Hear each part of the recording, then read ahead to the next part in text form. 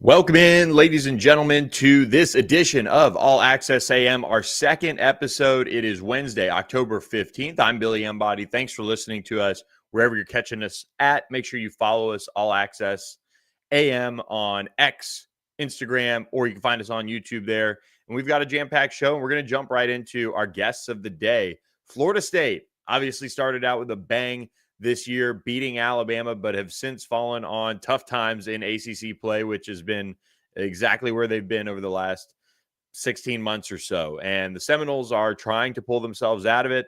They got a late night game on the West Coast this weekend at Stanford. And to preview that game and kind of talk about the state of the Seminoles under Mike Norvell, we bring in War Chant's Matt LaSerre, one of the top guys I know in our network, just doing a great job covering the Seminoles there. And Matt, thanks for the time this morning over there in Tallahassee.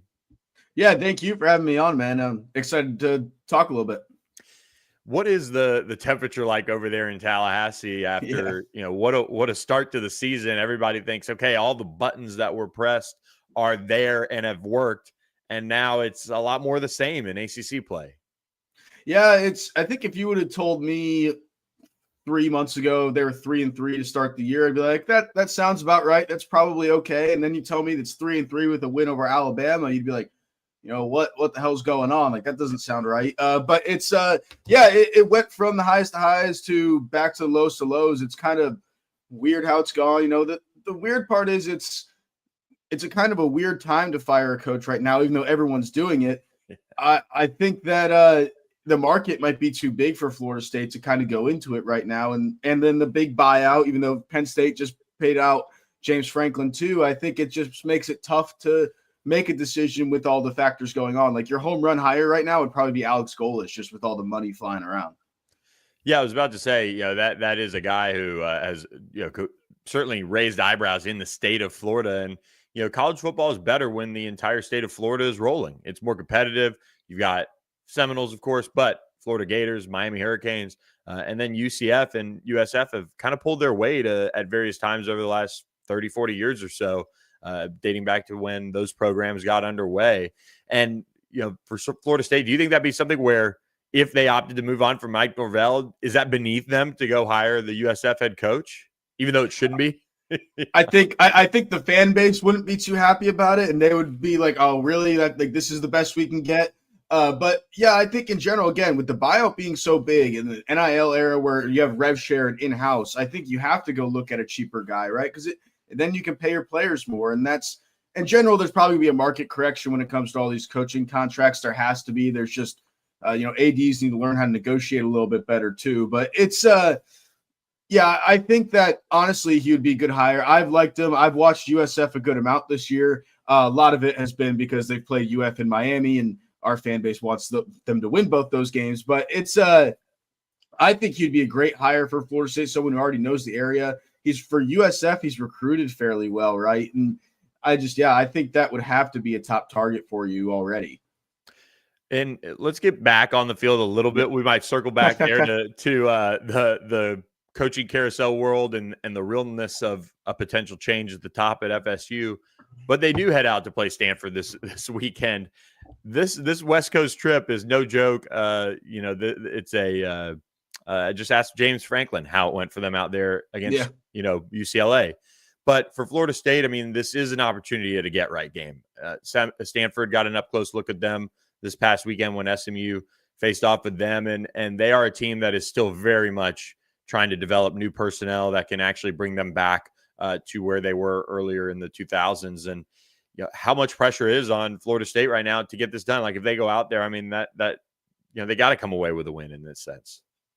Yeah, it's definitely a must win, especially because, Stanford talent-wise is probably the worst in the ACC. I think, I know that's a little tough to say out loud, but that is probably the truth. And, if you don't win this game, like I said before, I don't think the Mike Norvell firing is imminent at all, as long as he doesn't lose to Stanford, right? Because I think that would put it on a completely different level of where you're looking at his career. But in general, yeah, this is a get-right game. You need to win it. You're more talented. The Stanford offensive line is banged up. This is a good one for the defensive line to get pressure again, gain some confidence that they've lost over the last few weeks. And the issue is Florida State's been a little banged up as well. You saw that against Pitt last week, where there was one point in the fourth quarter where they didn't have a single starting wide receiver healthy, and they're trying to run the ball out, and then Keziah Holmes fumbles, and that basically does the game in for you. So it's kind of be interesting to see how the offense runs a little bit. Deuce Robinson is probably going to be under that questionable, doubtful area going into the game, and that's probably the most important one. That's Tommy's favorite guy. That's the guy he looks at the most. I think Squirrel White will be good to go. Javon Boggs will probably trend towards being good to go. But yeah, I mean, it's going to be, if they don't win this game, all hell's going to break loose already again. So it's a big time week for the Noles. And so many changes have taken place under Mike Norvell, and I think he's one of the better coaches in the country. I really do. I know things have not gone that well over the last year or so, but trying to press the button and saying, look, I'm going to give up play calling, I'm going to go with Gus Malzahn, that has actually not necessarily been the problem. There's been injuries. There's the defensive side is still working things out. Is that kind of how you guys feel down there in Tallahassee covering it?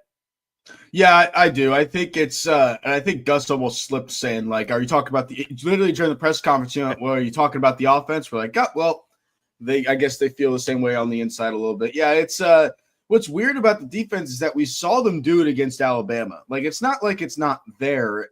And I think Tony White said it best in his press conference on Sunday is that they need to tone it back a little bit. They might have thrown too much at them at one time, and now they're playing a little confused. They're not just running at the ball and going to hit somebody. So I think that's the biggest thing is this week their goal is to tone it back and go back to the basics so that they can play as free that they did against Alabama and as physical as they did against Alabama. Again, it's there. We've all seen it. There's no reason why you shouldn't be able to repeat it again, and you just need to figure out a way for them to get up for a game like Stanford. And I think maybe it's a motivational thing. That would make a lot of sense too, because you don't play a brand name like Alabama until Clemson, or you played Miami, but Miami's just really good. That's the thing with Miami. They might win the Natty, but it's other than that, it's kind of been hard for them to get up for some of these games. Defense, that's a group that they've always tried to pour money into to fix and do this and do that. It just hasn't necessarily clicked all the way so far this year. But expectation, that's the thing with this whole deal with Mike Norvell. There's got to be a world where he's back next year no matter what because of what they've invested in the changes. And at least right off the bat, it worked. Now it's finding that consistency on the defense a little bit more. Yeah, 100% agree. Again, like I said, it's unless you lose to Stanford, he's probably going to be here next year. You're probably going to have another roster building offseason with him just because, it takes forever to, Florida State isn't these big money schools. They're top 15 NIL roster probably, but they $50 million just doesn't come out of a hat anywhere. It takes time to fundraise that. And like I said, I think losing to Stanford would make that go pretty quickly. But it's in general, yeah, I think Norvell will be around next year and he will stay and have another offseason to build a roster. There's a bunch of places we go, and I think Tommy might stay. That's a little complicated waiver thing because I think if you look back before the redshirt rule didn't count the bowl game. He played 5 games and the 5th was the bowl game. So realistically, he should be able to get a waiver and play another year at Florida State. And you have that consistency under Malzahn, another year in the offense for that technically be 3 years in the offense for Tommy Castellanos if you count his year at UCF as a backup. So it's I do think he'll stay, and we're gonna have to kind of ride this out. Hopefully, look, they can still right the ship and win out. That's a possibility, but you still have Clemson and Florida at the Swamp on the schedule. Yeah, that FSU Florida game, that kind of loom large in your mind at least? Just being able to kind of put it all together for a change and beat an SEC team again this year and kind of bookend what seems like a season that's going to be filled with ups and downs. Hey, Norvell would win the SEC. Clearly, he never loses to SEC teams. But he, that it's always an important game. You saw a lot of people get mad after the Miami game just because it's a rival, even though Miami is really good. Realistically, your chances of winning that game were, in hindsight, were probably pretty low. They might, like I said, I think they might be a short list to win the national championship. But Florida is a team that likely they're not going to have their head coach for that game. I think a lot of people expect Billy to get fired this Sunday, win or lose. And it's going to be interesting to see who's their interim coach going to be. We've seen it at Florida State where Odell Higgins becomes the interim head coach, and everyone loves Odell and wants to play for Odell. So maybe Florida's getting up for this new assistant coach, and you're at the Swamp, which is tough. But again, yeah, if you go into the end of the year and you win a few games you're not supposed to, and you beat UF, that you're going into the offseason with a good taste in your mouth. And probably at that point, you're looking at a bowl game more than likely, right? And they did go 2-10 last year. 6-6, getting to a bowl game is a huge improvement from 2-10. So I think you would have a better taste in your mouth, and you would probably have some momentum going into the offseason. Do you see this game for Florida State kind of playing out like it should, at least talent-wise, or is this one that, you know, the West Coast travel going to wear on the Noles a little bit, and it's just going to be kind of get out and you try to avoid what happened to Penn State, obviously, out on the West Coast? Yeah, I mean, I would still say I'm a little nervous about it. I would be surprised if they lost. But, I mean, like, look, their talent isn't great. Their best player is Clay Patterson. The only reason I know him is because I literally graduated high school with him. Like, that's the only reason why I know who he is. So it's like, I think you should win pretty easily. The big thing against Pitt, too, is that their freshman quarterback, was super mobile, probably more than they expected, even though they knew that. They said it going into it. Because if you look at that game, how many times do they have everybody covered? It looks like the pocket's collapsing, and then he runs for 20 yards. The Stanford quarterback isn't doing that. His rushing yards is literally, I looked it up yesterday, negative 140 or something like that, because it's all getting sacked. Yeah. So I think that's going to be a big deal. You got big confidence game for the defensive line to where I think they'll finally get home or be able to get home, and they'll start feeling themselves again like they were after Alabama. And I think that'll be big for this team. SMU got 6 sacks off of them just last week, 3-on-1 drive. So for the Noles, who always stack up talent in the trenches, it seems like that's your get right game, like you said. And you know, kind of like, let's circle back, you know, one more time to Mike Norvell, kind of the status for him. Is this a world where there just needs to continue to be fine tuning on what the long term vision is here? Is this a world where, okay, let's go hire a GM or make a change up at the top there and kind of reevaluate how this roster is managed, how it's acquired, how it's retained, all of those things, and kind of let things kind of play out a little bit longer? Because I'm with you, man. Like these buyouts that coaches are getting paid, you need schools to take leadership here, and not by signing these buyouts, number one. Yeah. But two, you've got to say, hey, let's manage the athletic department like we're supposed to. And under that athletic department is the football team. Hey, we recommend that some changes be made. Maybe let's go out and hire a GM that, you know, look at what Jim Nagy has done, you know, all of his qualifications for Oklahoma. Look at some of the different hires that schools have made at that position and how it's paid off for them. Is that something that Florida State is already there and they just maybe need a change, or are they kind of going down that road? What's your take? Because I think, again, the football side of things, Norvell's great. Yeah, no, I agree with you. And the things against Norvell is never like, it hasn't been like, man, we just hate Norvell altogether. It's like, dude, Norvell's a really good guy, but we can't take this anymore. Like, we can't be losing to Pitt. That's been the sentiment all around. And it's, you know, they have a GM and Derek Ray. I think in general, people need to see the high school recruiting getting better if we're looking at it from that perspective, because this whole thing has been built from the portal. And I think you have seen improvement there in general. And I've talked about this on my show, is that, like, Florida State's probably not going to be a top 5 recruiting team anymore. Not in this world. Top 15, the top 10, like lower top 10 is probably where you're at. At a good year, you're probably looking at 7, 6, like around there. But that's where it probably needs to get better. You need to be able to hold on to kids. Like right now, Jay Timmons, a kid who was literally born, he lives in Pittsburgh, but literally born in Tallahassee. His dad went to Florida State. His mom went to Florida State.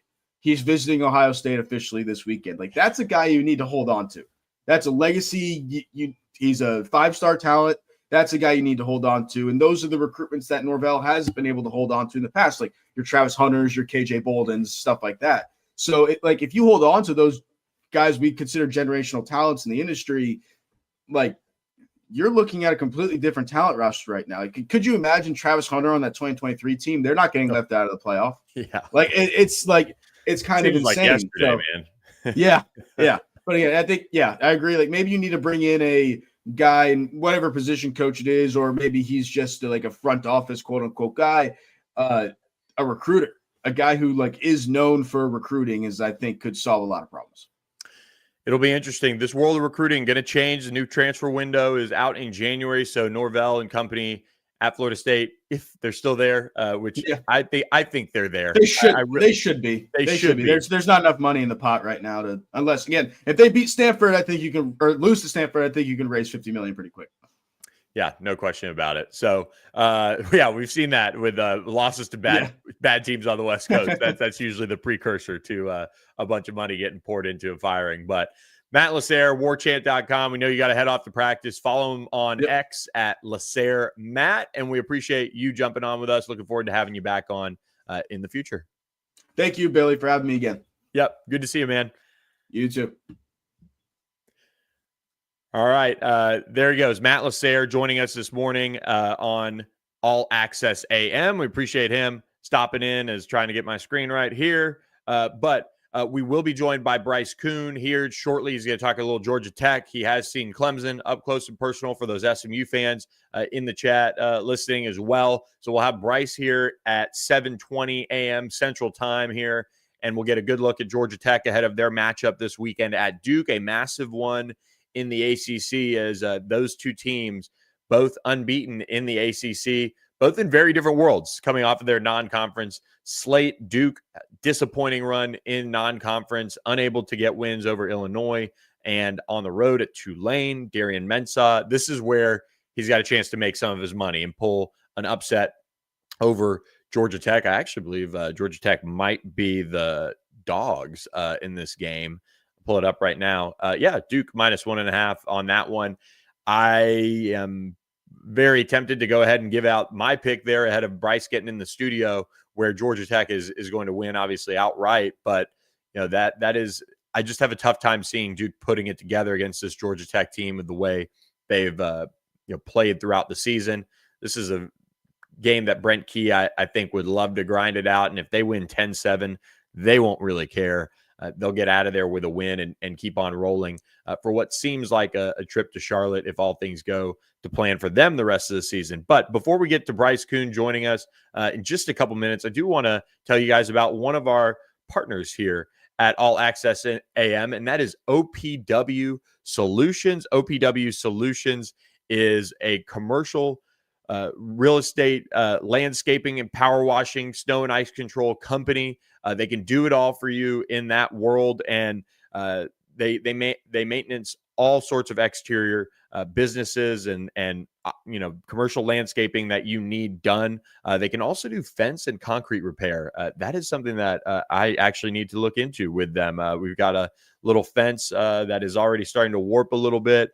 Get them out, get a quote. And that's because they service North Texas, Oklahoma, Arkansas, and they're expanding more into the Southeast in 2026. They're excited about that as well. And they have a company that can manage it all for you. They're really building out so many of their warehouses and things like that so they can serve you more efficiently. But most importantly, how to reach them: 214-444-3305 or email them info@opwsolutions.com. Go to opwsolutions.com today. You see the commercial landscaping, the power washing, snow and ice control if you're watching us on YouTube. And guess what? They can even install your Christmas lights. That's where you add in there, and he can paint your back porch too. That is what OPW Solutions can do for you. I'm sure if you talk to AJ Crow over there and his team, they can get you hooked up with a little back porch painting if you need it too. But whether it be that fence maintenance, Christmas lights, parking lot services, or more, they can hook you up with all their services. They're a one-stop shop, and they do it with a smile on their face too. If you follow them on social media, you can meet some of their team and all of their people that help them service you. So we appreciate OPW Solutions for supporting us at All Access AM. Really excited to get Bryce Koon in here now to join us, one of On3's own. And Bryce, welcome into the show. Really appreciate you joining us. Love the Masters hat, the Georgia Tech coverage, just flaunting that you're just, hour and a half, 2 hours over there from Augusta. Yeah, no, man, I appreciate the opportunity. Pumped that you're diving into more ACC coverage, and overall, man, it's a big weekend for Georgia Tech. Bit of a litmus test opportunity as they head on the road to Duke. No question about it. What is your read on this this matchup first and foremost. So let's just jump in there from a 50,000-foot view. Yeah, I think when you look at this game, you go back into kind of the history of this matchup, and it's two teams in the ACC that have been pretty comparable. Like they've kind of been those teams that have been in the middle tier. And I said this in the preseason. This game would probably determine who could jump out of that 4, 5, 6 range up into the upper echelon of the ACC. And look, we sit here in October, and that opportunity is right there. I mean, Duke got a lot of the preseason headlines with their moves, plucking Darian Menza for a healthy price tag out of Tulane, and what we get paid. Georgia Tech. I don't want to say it was quiet, but there was some quiet confidence about what they brought back, and we see now why Brent Key was so excited about what they brought back. So that 50,000-foot view, I think we kind of sit here and you say, hey, look, a lot of the books still have Duke favored in nearly a pick'em game here, and you kind of understand why. I think Manny Diaz has a defense that's going to play pretty well. The difference this year is they got an offense that can get after you, especially in the run game. So, for Georgia Tech, this is no disrespect to what they played last week against Virginia Tech, but Billy, we're all aware of kind of what the Hokies are going through. But this is another opportunity, and man, maybe I don't want to be any type of way about it. It might be the last opportunity before they face Georgia at the end of the year to really kind of get a marquee resume win. So for Georgia Tech, it's can you take care of business on the road and do what you need to do? Brent Key has been notorious for getting this team up for big games. This is a big game, but you don't get to play it at home. So it's I think it's a litmus test for Georgia Tech, but it's also a litmus test for Brent Key and kind of where he continues to develop as a head coach. For me, Georgia Tech is probably the number one team right now. Maybe if you look at a wider range of the last 2 decades, it'd be Dabo Swinney at Clemson. But the number one team right now of taking on the personality of their head coach. Yeah. And it's something that can be tested week in, week out. How focused can you get these guys? Because every week, it seems like in college football, in this wide open entire landscape, we're seeing teams that should be focused and have been focused, then lose focus and take their eye off the ball. They don't execute, and you end up getting an Oregon-Indiana situation. For Georgia Tech, on the other hand, their style with how he kind of hammers that home every single week, it's impressive the way he's been able to have his team ready to go really for every single game. I mean, that because feels like it's such a hard environment in a sense to live in, unless you just do that good of a job of finding those players that just love it. They love the grind and they love that mentality.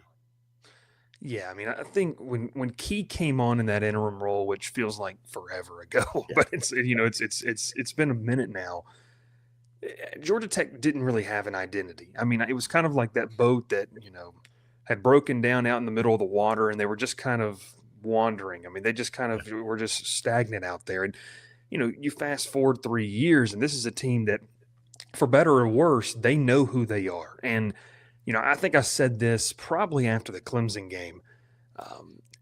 This is a team for me that, outside of maybe a couple of teams in the country, there might not be a team who knows who they are more than Georgia Tech. Like, they don't try to be something different. Buster Faulkner does a good job. I see the comment down there, new DC Blake Gideon. I mean, he's establishing that identity there. When we look at this, Brent Key has done a fantastic job of creating a standard and consistently getting these guys to hit that standard. Now, is it, without the bumps and bruises? No, of course not. I mean, there's obviously, it's far from perfection, but it's really interesting to see and to say, and, Billy, you've done this with SMU, you've done this with Georgia Tech. I mean, just going back 5-6 years where you had multiple back-to-back 3-win seasons, and just to see that transformation, it is one of the cool stories in college football. And it's a place where, I think a lot of people can look at it and say, this is a program. College football's better when college football is better at Georgia Tech. I mean, when you get a quality team there, Brent Key has them like that. So, like you mentioned, playing at that level consistently, we'll see if it results in a win on Saturday, but it's definitely made things interesting. It's the reason they got that top 15 ranking. Shout out Kevin Rainwater. I hope that beard is real down there if you see it. Morning, boys. Thanks for the GT coverage. That is tremendous. If so, I think it might be dubbed over, but could be wrong. Bryce, this ACC is wide open, and I think that's, there's going to be the talking points all over the place of, oh, they're beating up on each other, or they're all not that good. I think the top 5 is a pretty good group. Maybe you could argue Duke, probably not in that group, but the top 4 right now of the undefeated teams of Miami, Georgia Tech, SMU, and Virginia really playing a high level of football right now.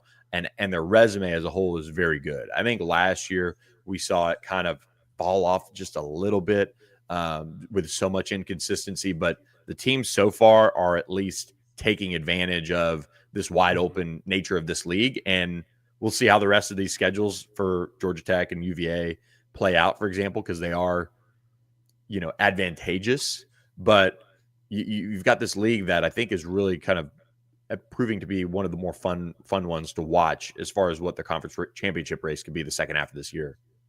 Yeah, I always joke with the fans on our podcast because when they split from divisions and just went kind of, I guess, 1 through 17 now, you were scared. Would you get coastal chaos? That what used to happen each and every single year, and you're still finding it, obviously, in that. I mean, I love that the ACC has really honed in on that Friday night game that really puts a spotlight on it. I mean, Billy, as well as I do, it's hard to get a night game in the ACC on a Saturday night. Georgia Tech's finding out the hard way, with homecoming next weekend against Syracuse.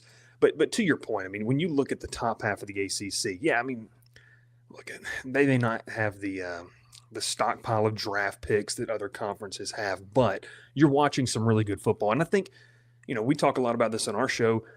Virginia, Georgia Tech, SMU established themselves last year, and Miami obviously has it, but the brand value associated with maybe Georgia Tech and Virginia to the casual observer isn't necessarily what it is to an LSU in the SEC or a Penn State in the Big Ten.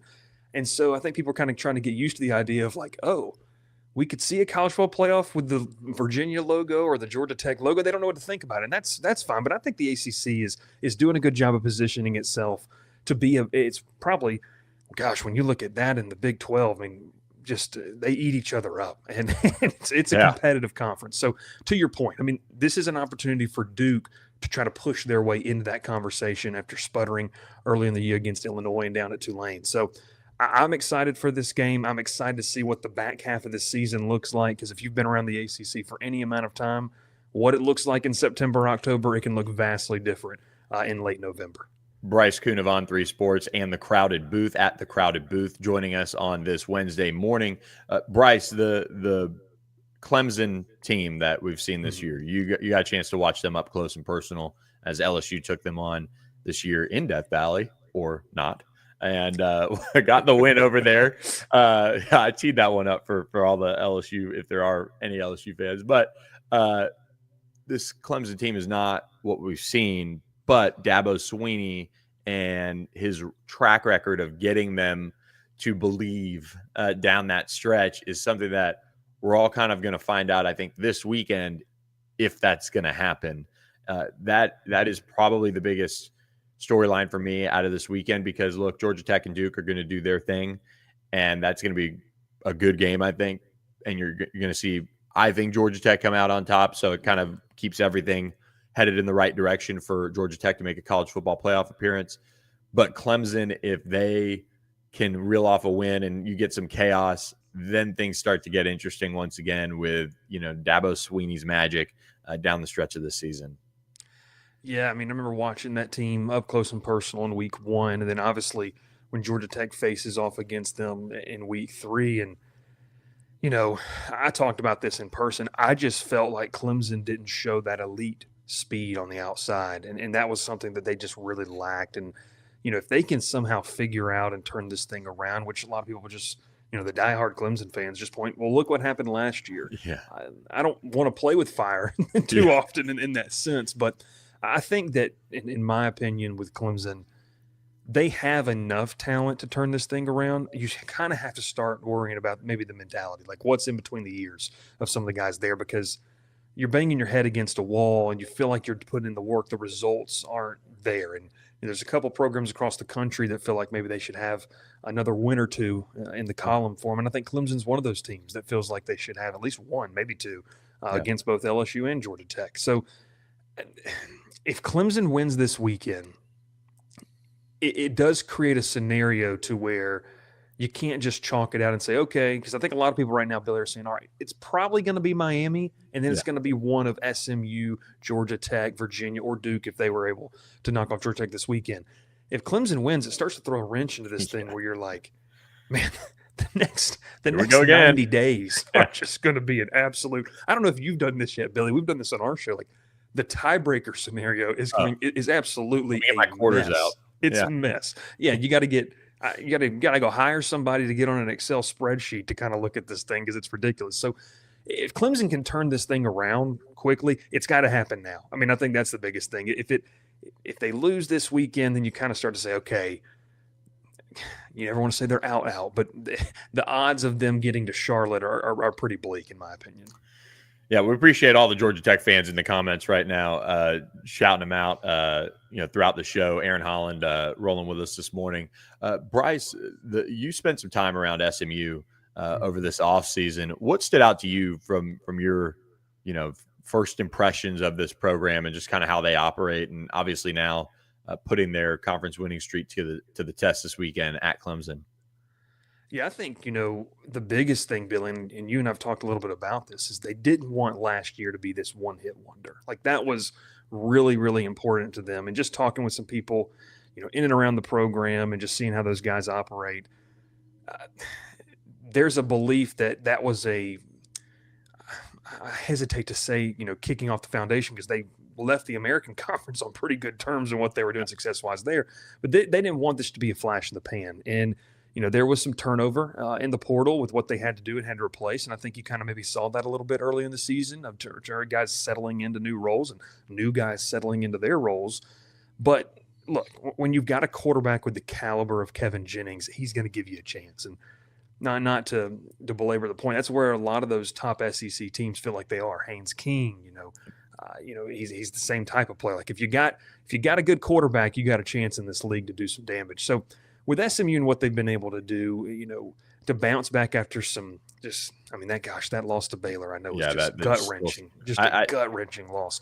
But it shows you, I think, the poise that Rhett Lashley has inside that building to say, okay, hey, we're not out of it. Like, that happened to them last year where they kind of sputtered to start the season. They go on this run. So I like what they're building over there in that area. And I've mentioned to you, like, I'm pumped to be there in a couple of weeks for what hopefully is a 1 versus 2 matchup, maybe a preview of what you could see in Charlotte. But overall, SMU is, I think, a solid program that just – the big thing, they didn't want last year to be that flash in the pan. They wanted to showcase, hey, we're here. We can be a consistent top 4, top 5 team each and every single year in this conference. And I think they've garnered a lot of respect from the old guard of the ACC in that sense. I'm not there on Miami yet in a sense of like, all right, just write it in Sharpie. They're going to be in Charlotte. And that's but they have looked like the number 1 team in the country. I understand why they're number 2 in, some polls, or some people have them, 2 versus Ohio State being number 1. But man, they have meshed this Carson Beck, veteran quarterback who's won a bunch of big games and kind of, game manager, but probably at this point, not fair to call him that anymore, with, a stud freshman like Malachi Toney. They've got the defensive line rolling with Ruben Bain. They've got CJ Daniels, who well. They just have all of these pieces that are just, it seems like this is it, the perfect storm for Miami to become, a Cat 5 and roll into Charlotte and then the college football playoff. Yeah, I was on the sideline. I know you were there in Charlotte last year, and there were 2 Miami fans posted up in the corner of the end zone, and you knew they had bought those tickets way early on, thinking their team was going to be there. And I think they're doing the same thing this year, and I don't blame them. I mean, I think that this team is way more complimentary on both sides of the football. The hire they made in the offseason for the defensive coordinator position, I think, it has paid off. I think they've been really good. I mean, it's easy to look good when you got Ruben Bain, a guy who might be a top 10, top 5 pick for somebody next April. But the big difference for me with Miami is that you're seeing Carson Beck do a really good job. And I was talking about this with someone. He's doing a really good job of layering the football with their weapons. And that's something that he struggled with at Georgia, and you can pinpoint whatever. Was it the not having Brock Bowers and Vlad McConkey? Maybe that was a little bit of it last year in Athens. Was it just an overall lack of disconnect? It might have been. And I think both parties now look at it and say, hey, that was the best decision to mutually part ways, and Georgia feels good about their situation. Miami feels great where they are. But it kind of feels like, if not now, when for Mario Cristobal in Miami? I mean, you mentioned it earlier. This is a wide open ACC. And I like how you said it. Like, I think all ACC watchers and fans are hesitant to put up and say, okay, this is it. But man, if it's not this year, I don't know when. I really like their run game. I like where Carson Beck is. He's not making a lot of mistakes. CJ Daniels, I think, is proving that he's the type of player that we thought we were going to see in Baton Rouge, that we didn't see. And that's the guy, that was at Liberty. You mentioned Tony. I mean, holy cow, there might not be a more impressive freshman receiver in the country in terms of intangibles combined with the physical attributes that he has. So I like Miami a lot. I haven't taken out the ballpoint pen yet and putting them in Charlotte, but I'm awfully close just because I think they have it this year in terms of to withstand. Now, a lot of fans, and I know the Tech fans that tune into our show, they remember what happened 2 years ago in Coral Gables. They're hoping that Mario Cristobal does not get too involved and mess things up. I feel like that's about, that's the only thing that could hold them back, because the talent on the field is complimentary, and I think they've got the pieces this year to make a pretty nice run. Do you have two ACC teams making it? Does Georgia Tech, do its thing? Because the only way SMU's getting in and Duke is getting in is if they go to Charlotte and win. UVA should have a nice case if they make it to Charlotte to get in as an undefeated ACC team. So I have two ACC teams in, and the question mark for me is, okay, if Miami, let's just hypothetically say they don't have to run the table, but they won, maybe lose a game, maybe they'll lose in Dallas here in a couple of weeks, and they make it to Charlotte, they win. Okay. The case for Georgia Tech is really interesting because that resume win against Clemson is going to lose a little bit of its sparkle. We mentioned earlier, like, I think Tech needs to be the biggest Clemson fans week in and week out here going forward, because that needs to look better. They need them to somehow creep back in the top 25. You got to go on the road, and I think this weekend, this is a resume opportunity game, not just winning it, but if you can go on the road and win by double digits, that's very impressive with what Manny Diaz's crew is. If Georgia Tech goes undefeated in conference play, like Aaron says here, it sets the stage for that game that's going to be in Mercedes-Benz against Georgia. I mean, Billy, I've tried to play this game in my head so many times. Like, if you lose that one and you're 11-1 and you lose in the ACC title game, you're 11-2. But then comes the resume question: where is your marquee win, and what is the committee going to favor? You know as well as I do. I think we talked about this. You were sweating it out last year, wondering what the committee was going to favor. So I don't know. I don't want to say with 100% certainty that they're going to be there, but I do think that there's a sense of they've got the path, right? And they can control their own destiny. And I'll just tell you this, man. I mentioned it earlier with Kevin Jennings. If you've got number 10, Haynes King under center, I'm not going to count you out of any game. I'm done trying to critique, Georgia Tech and maybe some of their deficiencies, and they have some. But, man, when you've got Haynes King under center, you've got a chance each and every single day. Yeah, no question about it. It'll be a hell of a race for the ACC. We think everything is trending that way. Do you have a champion? Are you locking in a pick on that? We'll let you get out of here with that. 2 months ago, I would have said Clemson, so I don't even think I should speak anymore on this. But no, right now I'm going to go Miami. That's maybe the safe pick. But as you know, anything can happen in this league. And shoot, we could be staring down the barrel of a Virginia-Georgia Tech game there in Charlotte in early December. No question about it. Well, it's going to be a fun weekend of ACC football. Louisville, Miami. Is this, at Miami, is this game one that you feel pretty good about Miami taking care of business? I mean, they've now been on such a big stage all season long. It seems like Louisville's going to, be the latest to get dispatched at home by Miami. Yeah, I mean, I've always appreciated Jeff Brom in what he does at Louisville. I mean, Billy, I think he's probably one of the more this is not a knock to our Big Ten brethren.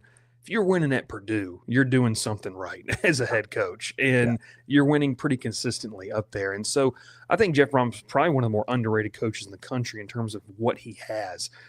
And look, I talked with Tyler Shuck at the Senior Bowl last year and talked with Miller Moss, down at Manning Passing Academy. There's a sense of if you go there as a quarterback, you're going to increase your value. And so, I like a lot of things they do at Louisville. For Miami, I think this is a test of can you keep that same mentality, that same standard each and every single week? And it becomes don't look ahead.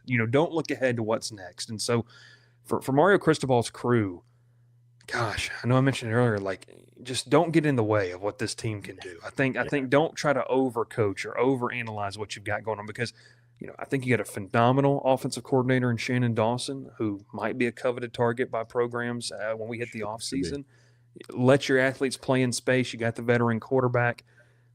I think Miami takes care of business, but Louisville's a team to me that under Jeff Brom, they're always going to be in it. And so I don't see Louisville getting blown out per se, but we'll see what happens on the field Saturday. Miami does need to take care of business.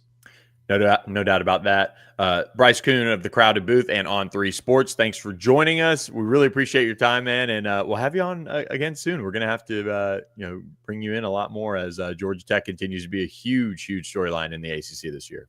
Appreciate it as always, Billy. Thanks so much, man. All right, there he goes. Bryce Koon hanging out with us this morning on All Access AM. We are presented by Security National Bank. Go to securitynational.bank.com. If you want to throw the .com in there, I don't know if you have to, but they will be able to help you out, whether it be your personal wealth journey, whether it be your business or financial planning aspect of things. They can do all of that for you. They're a family-owned business and have been for many, many years across multiple generations now, and they can service any of your needs. So go to securitynationalbank.com to learn more about all their solutions that they can bring in for you. We appreciate their support of All Access AM. And thanks so much for Aaron Holland hanging out with us in the chat, as well as all of you guys listening with Bryce Koon on All Access AM this morning. Aaron, I agree with you. Undefeated in conference play. I was trying to toss it back to Bryce on that, so I did not get to add that qualifier with UVA, but they are playing like a team that has a chance to run the rest of their schedule and end up in Charlotte, or depending on a coin flip, we'll see how that goes.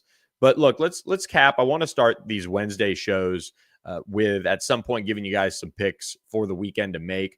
We'll get into kind of more preview stuff on Thursday with additional guests and talking about some of the matchups. But at least you could kind of lock in some of these picks for the weekend, and we'll go down the list, ACC only, really, and I'll really try to give you guys a pick here and there outside of it. But this ACC slate this weekend is so much fun, and if you're watching it on our YouTube channel, I've got the picks up there.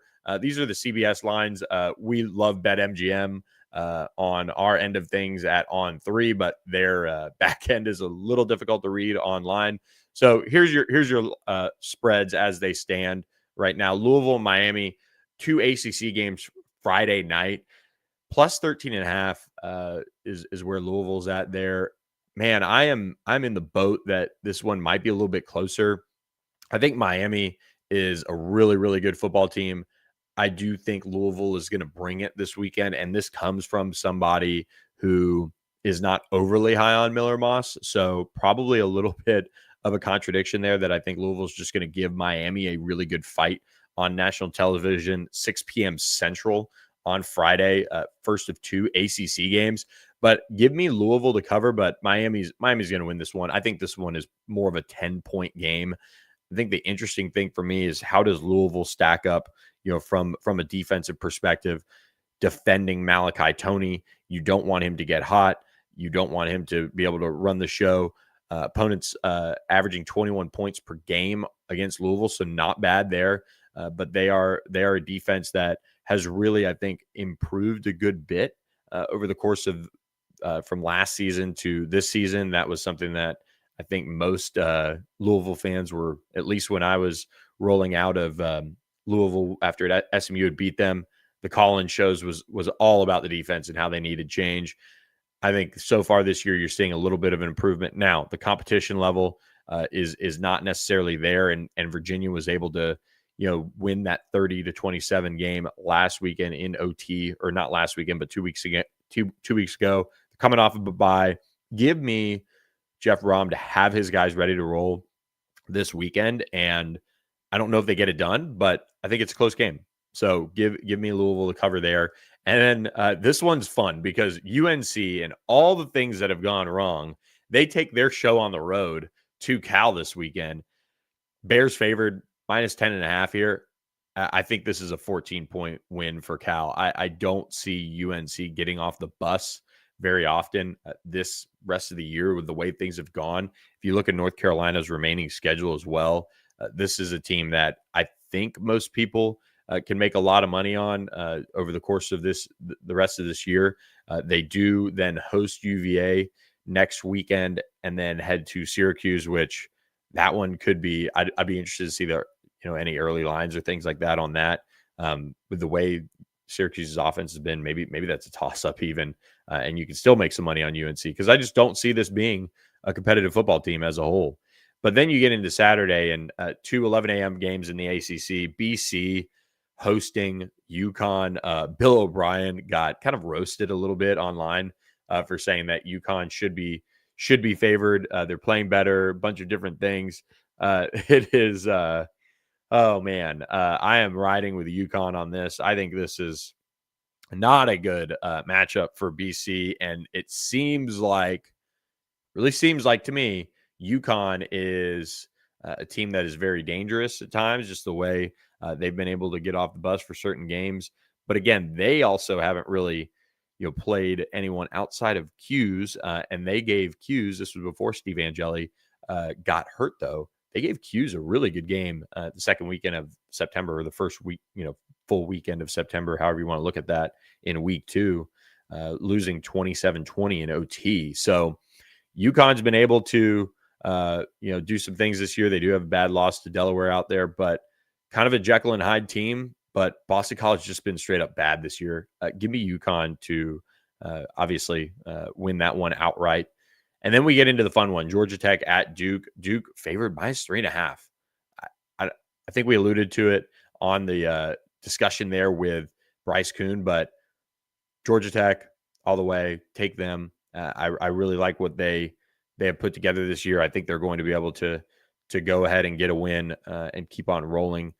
I just think Darian Mensah has not been able to. Yeah, exactly. UConn had Syracuse running the sprints after the game, which, early in that year, disrespectful to Jim Moore and what he's done with less over there at UConn. It's kind of like what Syracuse is doing with Fran Brown, just doing a little bit more with less before Steve Angeli's injury. Georgia Tech, though, I just think they've got the mindset to go up there and win. It is a difficult place to play in a sense. Duke's going to be jacked up for it. But Darian Mensah, going back to what I was saying, he has been relatively inconsistent so far this year. He's been turnover prone at times. Haynes King will take care of the ball and keep things moving along for Georgia Tech there. SMU at Clemson. We picked this game on our podcast on the Pony Express covering SMU earlier this week. That'll come out on Wednesday and Thursday, our 2 kind of preview episodes. SMU at Clemson. Tigers favored minus 9.5 here. I don't know. Not since 2022 has Rhett Lashley in a conference game been blown out. And that was a very different SMU team back there in a very different league, in a very different situation. Since then, they've gone on a 19-game conference winning streak. We did pick SMU to win, and it's interesting when you talk about Clemson at home, they haven't been good. So it shouldn't be this surprise that some people could pick SMU outright because of Clemson's struggles at home. The question is, what SMU team ultimately shows up?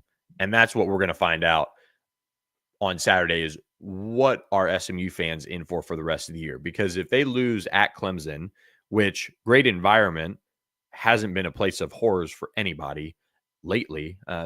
Most opposing teams have been able to get their way at the Power 5 level at Clemson lately. This is a true test of where SMU's at. We think they win, and when you look at what they've been able to do this year, it's been completely a mixed bag, and Clemson's the same way. I'm starting to become in the pool where this Clemson team can't be fixed. I would be very surprised if they reeled off, an undefeated run the rest of the way until they met South Carolina. And then if you don't beat South Carolina, who's also down this year, man, that would be such an indictment on kind of where things are. It's not an indictment on Dabo Swinney as a whole, but they would have to really shift things around and make some changes in this modern day and age of college football. So I think for me, watching this weekend play out at Clemson is probably the most intriguing game of the weekend, because it really could set the overall trajectory of Stanford the rest of the way. They beat SMU. Maybe they can go on that run again and at least kind of settle things down a little bit going into bowl season. Or if they lose, I think the wheels fall off. I think Rhett Lashley and his staff, the way they've been able to get their teams up for conference play, and not just up, you have to be able to find ways to grind out wins. And this version of SMU is very different than the team that maybe trailed a handful of minutes in league play last year in the regular season. This year's SMU is absolutely a team that is going to be okay with winning by 1, winning by 4, having those kind of tough games. And so far in conference, they've been lucky enough to play, beat up Syracuse and then Stanford, and they've been able to roll for the most part. Now is the test. Nothing should surprise this SMU team. If I'm an SMU fan, I would be calling for not changes as a whole, but if they don't go up to Clemson and look competitive, which this line says that it might not be that competitive of a game in a sense, you've got to be wondering, okay, what is next as far as building this roster back to a version that can get to Charlotte. So, and one loss won't ruin them in a sense, but we picked SMU straight up. So you could pick them to cover. I think if you can find it at 10.5, that's even better. But just for a safety perspective, because you never know what Clemson magic is out there. But I do like SMU in that one. It just seems like things are in a precarious spot for Clemson. When you look at Washington State coming off of a really tough loss at Ole Miss, a team that they had on the ropes for most of the game, they head to Virginia. I think UVA is in a situation here where maybe you see them come back down to earth a little bit, but I like Virginia to obviously get the win here. Kudos to Washington State playing really, really hard this 2 weeks or last weekend in Oxford, and Virginia coming off the bye, coming off an emotional win over Louisville in overtime. I think they're going to kind of sleepwalk a little bit here. I would take Washington State to cover here. This is a big line, minus 17.5. I mean, if you look at UVA and what they've done, they were able to cover against Stanford at home. So that is worth noting. But Washington State, I think, has shown, that they can be competitive. So how does Washington State handle this weekend? I think they're going to come out playing really, really hard over there. They obviously had, a lot of emotion in their matchup with Ole Miss last week. Give me Washington State to cover here. Virginia probably wins by like 10, but you don't leave the game feeling incredible. That one Saturday, 5:30 p.m. Central Time. And then we get to the night ones, and boy, Pitt and Syracuse. This one could have been a huge game early in the season, but now Pitt makes a change at quarterback. Things hadn't been going well. That really helped them out. They're on the road at Q's. They don't have a long road trip here to make up there for this one, but the Syracuse offense is just in really bad shape. It's not one that you can even remotely look at the same way as you did earlier this season. And now I think this is a good test though of Fran Brown's team and kind of what they're going to be the rest of the way. Sitting at 3-3 overall, 1-2 in league play. Of course, the one win coming over Clemson. They've just not looked that good at all over those two other league games. So I am torn on here because I really respect Fran Brown and what he's put together, but I really liked what Pitt looked like last weekend, being able to beat Florida State. That's an impressive win from a roster perspective and a battle between those two teams. That is a kind of not program defining win of sorts, but the way they finished that game against Florida State really stuck out to me, and they were able to get what they needed to out of their true freshman quarterback Mason Heinchel. And I think I might have butchered that, but I think I'm getting better with it. So we'll keep on rolling. And finish up here, Florida State at Stanford. You guys heard at the beginning of the show, Matt LaSerre and I talk about this one. Florida State favored by 17.5 at Stanford. I got a chance to watch Stanford up close earlier this past weekend. Man, Florida State's overall positioning just seems to be in a much better spot than Stanford from a roster perspective. I think, man, it wouldn't shock me if this was like a 40-17 type of game, and you just kind of see FSU just kind of out athlete Stanford.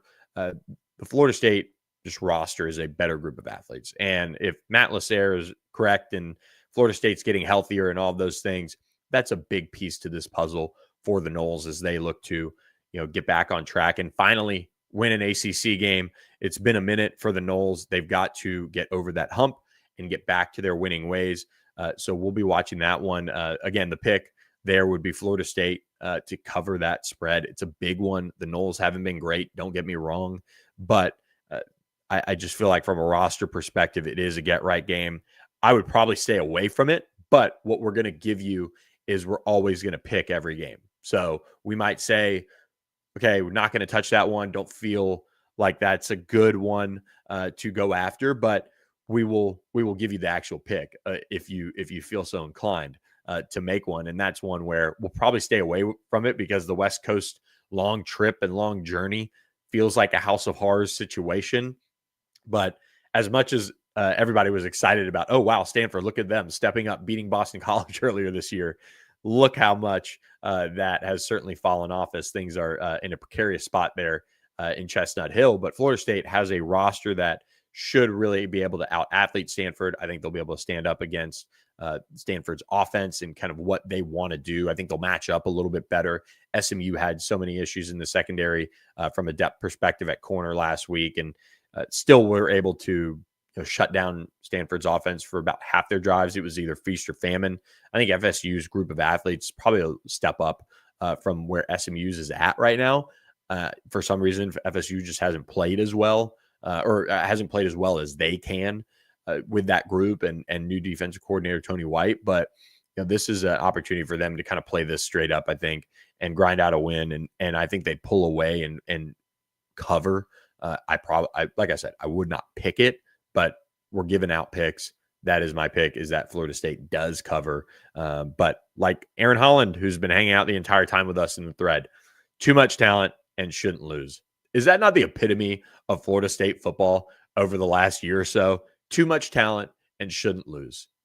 And to kind of circle all the way back around to Matt LaSerre, our opening conversation on All Access AM with him, this Florida State team and where they're headed as a program right now, a lot of colleges need to kind of take a look at what's going on in Tallahassee. They give Mike Norvell another year.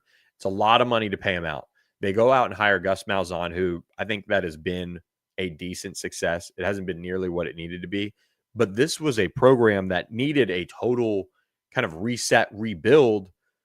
It's going to take a minute. Tony White coming in from Nebraska. I mean, what a hire. Like, those are good moves for an ACC team to make to show you that you're committed at the highest level to winning.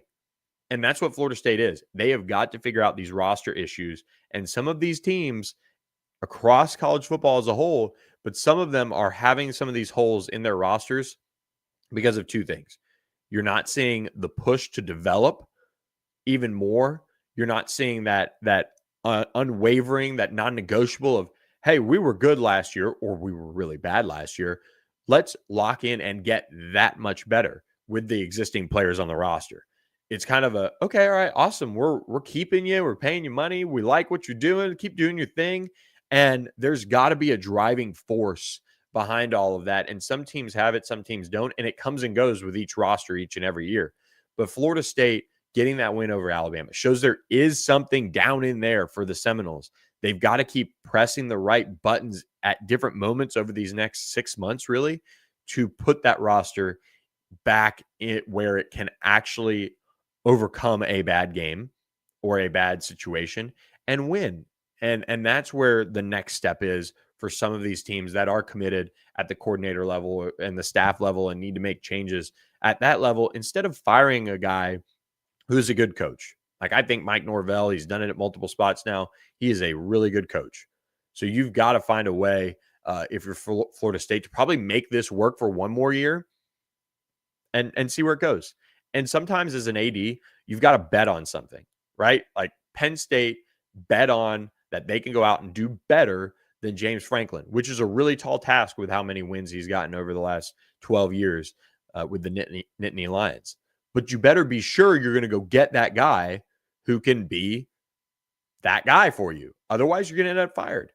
And I think Florida State right now, there's definitely a question of, okay, if you pay Mike Norvell that amount of money to go away, you have to hit the reset button anyway. Let's hit the reset button internally a little bit. Let's shake up some of the things in our process of building this roster, because we think we have two coordinators that can really make it go. And we like Mike Norvell. Let's put that piece into place and let's see how it rolls out. So that's what I would say with the Noles is what really needs to happen next for them. So they have a chance to kind of obviously get back on the right side of things in ACC play, winning a game for the first time in a long time. They have to go on the road to do it at Stanford. I think they have too much talent not to cover that game, but all they have to do is win. They're out of the conference championship race. They just have to win, show some promise here, get back to that promise early in the season and move forward. So with that, guys, going to let you guys go on this edition of All Access AM. We really appreciate Security National Bank. Go to securitynational.bank to learn more about how they can help your personal banking, your professional business banking, all of those things get into the right situation for you. And also OPW Solutions. They're in North Texas, they're in Oklahoma, they're in Arkansas, and they're expanding into the Southeast. They are a full service exterior maintenance company. They can do all sorts of different landscaping, pressure washing, snow and ice control, fence and concrete repair for you. Reach out to them, 214-444-3305, or email them, info@opwsolutions.com. Go to opwsolutions.com for more. And we will be back with you guys Thursday morning. We'll have a preview of the weekend with some more special guests. So thanks for listening, everybody. Appreciate Aaron Holland hanging with us all the way through. And yes, I think James Franklin would be one hell of a hire for Virginia Tech. And the best part is Virginia Tech should pay him $1 million a year, because I bet you James Franklin's feeling a little petty, even though he's a good guy. Spend that money on some great coordinators and figure it out. It would be great to see Virginia Tech back and rolling by the time SMU heads up there to play in Blacksburg in the next couple of years. So hope you guys enjoy your Wednesday. Have a great one. We appreciate you listening to us on All Access AM. Hit the subscribe button, the follow button, the like button, all of the things. And we'll catch you next time on All Access AM with our Thursday show. Thanks for listening. I'm Billy Embody. We appreciate you guys.